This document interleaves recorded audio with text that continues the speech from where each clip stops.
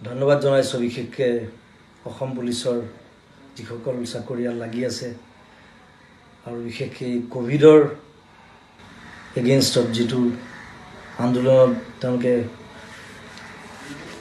অসম পুলিচে সকলোৱে সহযোগ কৰিছে তাৰ কাৰণে ধন্যবাদ। আৰু আমিও আছোঁ এই বিপ্লৱত, আমিও যি পাৰোঁ সহায় কৰিছোঁ।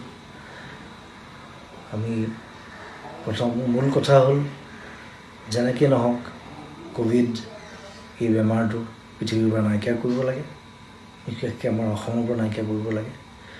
তাৰ কাৰণে সকলোৱে সহযোগ কৰক, একেলগ হওক অসম পুলিচৰ লগত আৰু কোভিডক নাইকিয়া কৰক। ধন্যবাদ। মোৰ নাম আদিল হুছেইন। মই অসমৰ আৰক্ষী বাহিনীৰ প্ৰতি সকলো বিষয়ালৈকে সকলো কৰ্মচাৰীক মোৰ অন্তৰৰ পৰা আন্তৰিক কৃতজ্ঞতা জনাইছোঁ। আপোনালোকৰ দুঃসাহস এই দুৰ্যোগৰ মাজত, এই বিপৰ্যয়ৰ মাজত আপোনালোকে ইমান ধুনীয়াকৈ আপোনালোকৰ সেৱা আগবঢ়াই আছে অসমৰ প্ৰত্যেকটো জনসাধাৰণলৈকে। তাৰ কাৰণে মই আপোনালোকৰ ওচৰত কৃতজ্ঞ আৰু মই আশা কৰিছোঁ যে ওপৰৱালে আপোনালোকক কুশলে ৰাখক, আপোনালোকক সুৰক্ষিত ৰাখক আৰু আপোনালোকে যাতে আৰু ভালকৈ আৰু মৰমেৰে আৰু ভাল পোৱাৰে আৰু বুজি পোৱাকৈ ৰাইজক সহায় কৰে। ধন্যবাদ। নমস্কাৰ, মোৰ নাম অংগৰাগ মহন্ত। মই এই বিশেষ এটা মেছেজ কৰিছোঁ অসম পুলিচৰ গোটেই কৰ্মকৰ্তা, গোটেইখিনি যিখিনি অসম পুলিচত জড়িত, যি দিনে ৰাতিয়ে ৰাস্তাত বাহিৰত ডিউটি পালন কৰিছে, তেওঁলোকক এটা ধন্যবাদ জনাবলৈ, কৃতজ্ঞতা জ্ঞাপন কৰিবলৈ। এতিয়ালৈকে তেওঁলোকে যি ধৰণে কৰি আহিছে শলাগিবলগীয়া। অসমত যি ধৰণে প্ৰশাসনে যি ধৰণে লাগিছে এই মহামাৰীটোত কোভিডৰ এগেইনষ্টত, তাৰ কাৰণে সঁচাকৈ শলাগিবলগীয়া।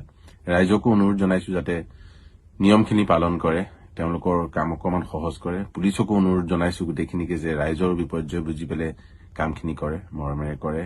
গোটেইখিনি মিলি মেলি আমি যদি একেলগে এই যুঁজটো জিকিবলৈ আছে একেলগে কৰিব লাগিব, সেই অনুৰোধ সকলোকে জনাইছোঁ। আৰু পুনৰ ধন্যবাদ জ্ঞাপন কৰিছোঁ, আপোনালোকক চেলুট জনাইছোঁ। আপোনালোকে যি ধৰণে ডিউটি কৰিছে, অন্তৰৰ পৰা শুভেচ্ছা আৰু মৰম আৰু অল দ্য বেষ্ট। ভালে ভালে কৰি যাওক, আমি নিশ্চয় বিজয়ী হ'ম। ধন্যবাদ। নমস্কাৰ, মই ৰবি শৰ্মা। আজি এই ভিডিঅ'টোৰ মাধ্যমেৰে মই আমাৰ পুলিচ কৰ্মীসকলক ধন্যবাদ জ্ঞাপন কৰিব বিচাৰিছোঁ আৰু কৃতজ্ঞতা জ্ঞাপন কৰিব বিচাৰিছোঁ তেওঁলোকৰ ছাৰ্ভিচৰ বাবে। আজি তেওঁলোক প্ৰহৰী হৈ থিয় হৈ আছে কাৰণে আমি ঘৰত সুৰক্ষিত হৈ বহি আছোঁ। গতিকে আপোনালোকৰ ওচৰত পুনৰবাৰ মই মোৰ কৃতজ্ঞতা জ্ঞাপন কৰিছোঁ। আৰু ৰাইজৰ ওচৰত মোৰ বিনম্ৰ অনুৰোধ, যিকোনো ঘটনা হয়, কিবা হয়, আপোনালোকে পুলিচক দোষাৰোপ নকৰিব, কাৰণ তেওঁলোক এটা ইনষ্ট্ৰুমেণ্ট গভৰ্ণমেণ্টৰ। তেওঁলোকে অৰ্ডাৰ্ছ ফ'ল' কৰে, সেইটোৱে তেওঁলোকৰ কাম। গতিকে আপোনালোকে সহযোগিতা আগবঢ়াব, তেওঁলোকক সহায় কৰিব, কাৰণ সেইসকল মানুহে নিজৰ পৰিয়াল ঘৰ বাদ দি আমাৰ বাবে ৰাস্তাত থিয় হৈ ডিউটি কৰি আছে।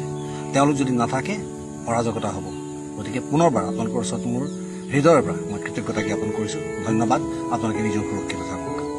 নমস্কাৰ, মই কপিল বৰা। কোভিড-19 আমাৰ এই পৃথিৱীখন আক্ৰমণ কৰাৰ পিছত আমি সকলো আমাৰ ঘৰৰ ভিতৰত সোমাই পৰিছোঁ, কামলৈ যোৱা বাদ দিছোঁ। মূলতঃ আমি সকলো সুৰক্ষিত হৈ আছোঁ আমাৰ নিজৰ ঘৰৰ ভিতৰত। কিন্তু এই পৃথিৱীত এনেকুৱা কিছুমান মানুহ আছে যি এতিয়াও অফিচলৈ গৈ আছে, ঘৰৰ বাহিৰত কাম কৰি আছে, ৰাস্তাত কাম কৰি আছে, কেৱল আমাক সুৰক্ষিত কৰি ৰাখিবৰ বাবে। এই গোটেই পৃথিৱীতে এই ফেনমিনাটো দেখা গৈছে। কিন্তু আমি আমাৰ নিজৰ কথা কওঁ, আমাৰ অসম ৰাজ্যৰ কথা কওঁ। অসম আৰক্ষীয়ে আমাক সুৰক্ষিত কৰি ৰাখিবলৈ কেতিয়াবা অলপ কঠোৰভাৱে, কেতিয়াবা মৰমেৰে সকলোকে সকীয়াই আছে, ৰাস্তাত আছে, 24 ঘণ্টা তেওঁলোকে নিজৰ ডিউটি কৰি আছে। গতিকে তেওঁলোকক আমাৰ সকলোৰে ফালৰ পৰা অশেষ অশেষ ধন্যবাদ। ঈশ্বৰৰ ওচৰত প্ৰাৰ্থনা কৰিছোঁ যেন আপোনালোক সুৰক্ষিত হৈ থাকক আৰু আপোনালোকৰ ঘৰ পৰিয়ালৰ সকলো লোক সুৰক্ষিত হৈ থাকক আৰু আমি যেন অতি সোনকালে কোভিড-19 পৰা মুক্ত হ'ম। ধন্যবাদ। নমস্কাৰ, মই জয় বৰুৱা আৰু এইটো এটা বিশেষ ভিডিঅ' অসম পুলিচৰ কাৰণে বা গুৱাহাটী পুলিচৰ কাৰণে। প্ৰথমে ৰঙালী বিহুৰ শুভেচ্ছা জনালোঁ। আৰু এই সময়ত কোভিড-19 সময়ত, কৰোণা ভাইৰাছৰ সময়ত আপোনালোকে যি ধৰণে আগবাঢ়ি আহি আমাক সহায় কৰিছে, আপোনালোকে যি ধৰণে আগ্ৰহ হৈ লাগিছে, আমি আপোনালোকৰ ওচৰত সদায় চিৰকৃতজ্ঞ। ধন্যবাদ। সুকলমে থাকিব, ভালকৈ থাকিব। জয় অসম। আমাৰ অসম পুলিচে কোভিড-19ক দিছে ৰণসংকাৰ। তেখেতসকলৰ জীৱনটোৱে হৈছে ত্যাগ আৰু বলিদানৰ। আৰু বিশেষকৈ এই দুৰ্যোগৰ সময়ত আমি সকলো যাতে সুস্থ থাকো, আমি যাতে ভালে থাকো, তাৰ বাবে প্ৰত্যেকজন অসম পুলিচৰ জোৱানে প্ৰত্যেকজন কৰ্মীয়ে এই ভাইৰাছটোৰ সন্মুখত থিয় হৈ তেখেতসকলে যুঁজিছে দিনে নিশা এক কৰি তেখেতসকলৰ এই ত্যাগ এই সাহস এই বলিদানৰ বাবে মই প্ৰত্যেকগৰাকীকে ধন্যবাদ জনাইছো মই চিৰকৃতজ্ঞ আৰু ঈশ্বৰৰ আগত প্ৰাৰ্থনা জনাইছো আপোনালোকৰ সাহস আপোনালোকৰ শক্তি যেন দুগুণে বাঢ়ি যাওক ধন্যবাদ জয় অসম